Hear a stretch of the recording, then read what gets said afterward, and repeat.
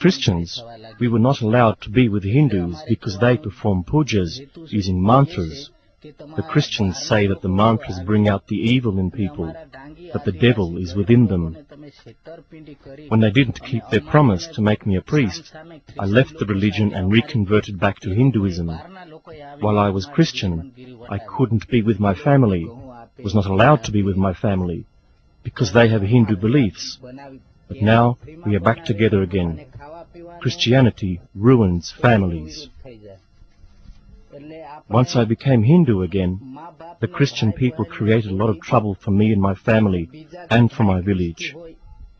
There was a raid between the Hindus and the Christians, and the police came with tear gas. The Christians persecuted me by telling the police that I started the raid against them. Now I am facing court cases and many financial difficulties. How many years were you Christian? 20 years. 20 years? I am 22 years old. I was Christian the first 20 years of my life. I have been Hindu for the past 2 years. My uncle is the Christian priest in my village. When I was Christian, my family used to eat together every day. But now that I am Hindu, my uncle never comes to my house anymore. He doesn't want to talk to me because he hates Hindus. 70% of the people in my village are Christians. We have been taught since childhood that Hindus are evil people possessed by devils and demons. We were told not to play with them or talk to them. We were not allowed to enter their homes or eat their food in case the evil entered into us. Life between Hindus and Christians is full of hate. We don't talk if we meet somewhere in the village, and we don't ever work together. If a well needs to be excavated or a road needs to be repaired, we don't even share the same well. The Christians live at one end of the village and the Hindus at the other end. In that way we don't share the roads either. I used to be very afraid of the Hindus. Our church performs healings. Every 2 weeks there will be big gatherings with other churches from the district, and priests come from abroad to speak, preach, and give healings. They tell us, amongst other things, that the power of the evil will possess us if we don't go to the church or come for these big gatherings. The church in the village next to ours gives money to the people for their conversions, so many people are tempted to accept Christianity. When I was a Christian, everybody wanted to be like the Americans. For us, the West did feel more civilized than our own culture. We thought that we were better than the Hindus. It felt as if the Hindus were stranger for us, and that they didn't belong here in our village. Now, after I have become a Hindu, my Christian friends since childhood don't speak with me. I guess that they are afraid of me now, thinking that I must be possessed by the devil. I found that there are 3 groups of Christians working in the area: the Catholics, the Protestants, and a 3rd group who masquerade as Christians, but I would say are a type of mafia extorting money and using violence against villages to further their own ends. This last group is the largest.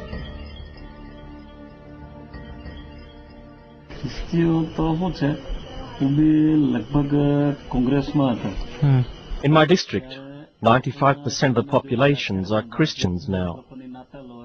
There are 17 Christians and only 4 Hindus in my political committee, so the balance of power falls with the Christians. In the last 5 years there has been an explosion of new Christians. They vote for the Congress Party, which is governed from abroad in the West. Many times I have attended big Christian church gatherings with 15 to 20,000 people. They perform healings. Sometimes I have brought a sick friend, but they will never take that person for healing. They only use people who are instructed to act sick and then pretend to be healed.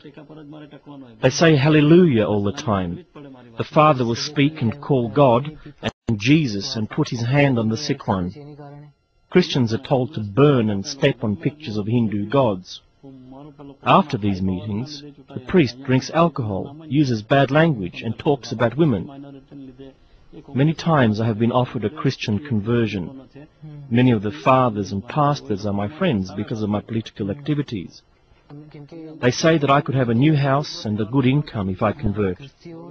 The priests get money from different organizations in Europe and USA by applying for a project that sounds good. Then they pocket the money. When the priest and his helpers convert new people, they are given money. They earn 1,000 rupees for a group of people and 50 to 100 rupees for 1 or 2 people. The priest earns double the amount of the pastor.